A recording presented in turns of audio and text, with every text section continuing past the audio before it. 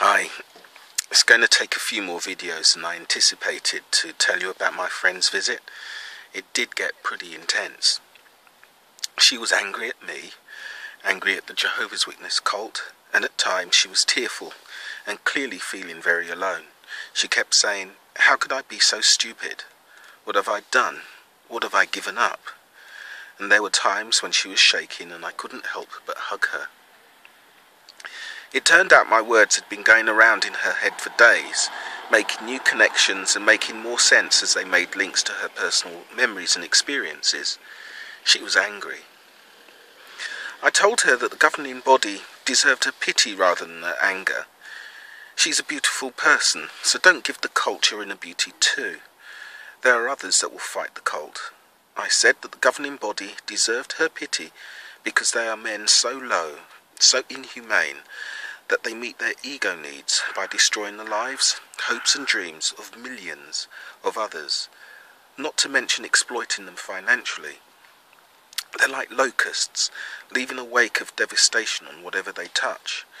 But for now, her first responsibility was to herself and to her own healing. I told her she's not stupid, because the cult has had nearly 150 years to hone and practice their manipulation of trusting people. Those men in charge have just been fine-tuning a people-destroying machine they've inherited. There is nothing to be ashamed of in being deceived by trained professional deceivers. But there is something to be ashamed of if you give them your future happiness as well. The best revenge is to be happy and successful. She just looked at me, and it was clear that I'd made some sense to her. She had spent some time on the internet, and it is a tribute to the quality of Jehovah's Witness brainwashing that just seeing information caused her great fear. I told her that's how they control us. They make us so afraid that even just looking at something contrary to the cult makes our brains stop working. But without fear, the cult has nothing. And without the constant work and busyness, we'd have time to sit, think, and work it all out as the nonsense that it is for ourselves. This cult are in the business of generating and exploiting fear, and they're expert. I told her all desert religions are. Jehovah's Witnesses oppress with Armageddon, and mainstream Christianity and Islam oppress with threats of hell. She said they do it so well. And it's so plausible, she said. I know it's not the most sensitive thing to do, but I actually laughed here. Is it plausible that the land of free-range religion, the home of Mormons, Scientology, snake handlers, Jehovah's Witnesses and other crazy stuff, is the place that God would choose to deal with exclusively? Because the Bible itself only really seemed to concern itself with Middle Eastern land holdings. She said, "Is religion that hollow?" And I reminded her of something she'd probably seen on her web searches.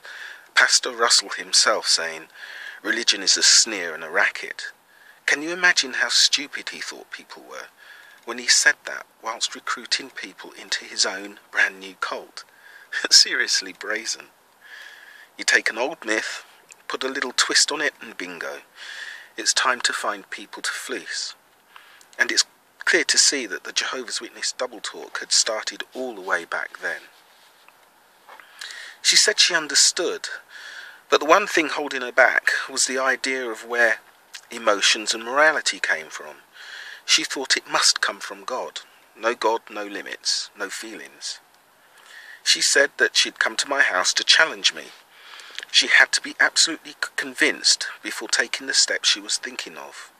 If I failed, she would see me as a dangerous apostate spreading lies and confusion and working against Jehovah's organisation.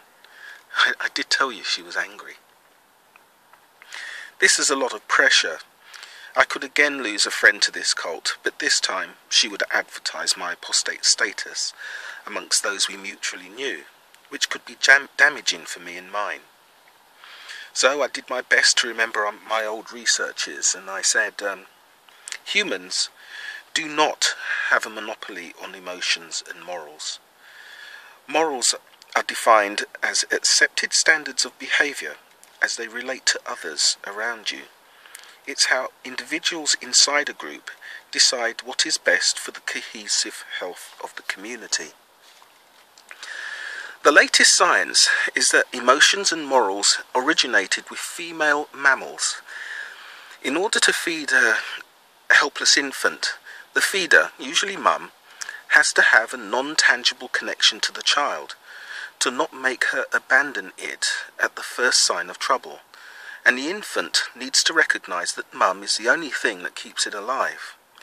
This is the origin of both emotion and morals, and logically, the first emotion would be fear. I could see she was struggling, so I said, "Is it moral to leave a baby to die?"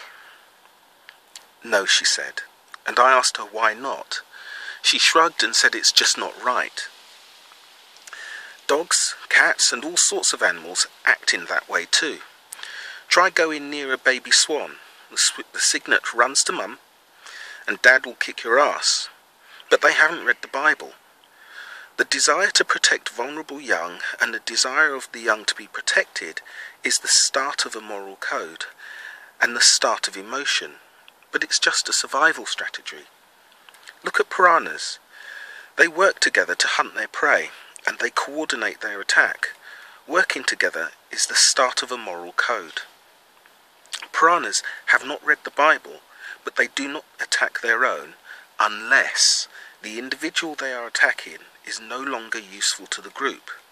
But that's exactly what humans do when we execute a criminal. Elephants will feed a hungry member of their own group and stay with it if it's sick, because they recognise that the strength of the individual lies in the strength of the group. That's elephant social security.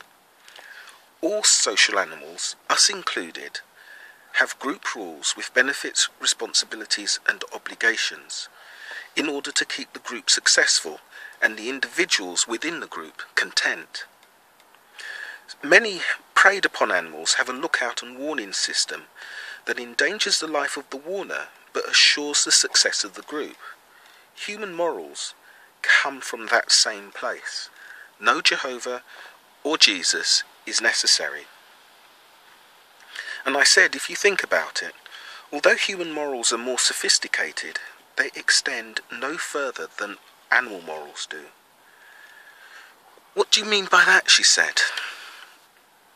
And I said, the piranha moral code extends only to its own kind. It doesn't warn the prey animal off. The prey is not in its tribe, and humans are the same. If you're in my family or my immediate neighbour, I may risk my life to save your children. But if those children are foreign or otherwise in an out-group, it becomes somebody else's problem. That's why we mostly ignore foreign suffering. It's just not my tribe. She surprised me here by saying, "So that's why Jehovah killed the Egyptian kids for his glory and killed other tribes for the good of his own people. He's only interested in his own." "Exactly," I said. "Do you see now why I feel the Bible is written by men with the morals of animals? That cannot be God. And the Bible reflects the social development of those men at that time. And for me, the racial element that comes into it is obvious too." She surprised me by saying, "So the Bible is old survival behaviour. You extend your own tribe, but it lets you harm the outgroup, which explains religious war. It's just my tribe against your tribe." And I said to her, Jesus is no better. And again she was ahead of me. "You join his tribe and you get the promised benefits, or you go to hell," she said, all propped up with fear. She also asked, "Is that why Jesus talks so much about slaves? Because enslaving others helps your own tribe." But I said to her, "Did you notice that the Jehovah's Witness religion tribe is only really meant for men? Think about it. The well-being of their own women and children is sacrificed for the benefit of the real tribe members, which are mature, higher status men. Why would the cult go to court to protect a criminal Jehovah's Witness male from the law whilst ignoring harm to the Jehovah's Witness child and woman? Or indeed, how could they tell a woman to stay with a man that beats her, effectively condoning the violence? It's because this tribe is only really meant for men. It's a boys' club. Everyone else is there to serve, slaves straight out of the Bible. She said that on the web that she'd seen that religion was beginning to fade. And at first she said she thought it was the end, a sign of the end, but is now recognising that it's just a sign of human maturity, humans maturing past the tribal stage in our development. And I said amen to that.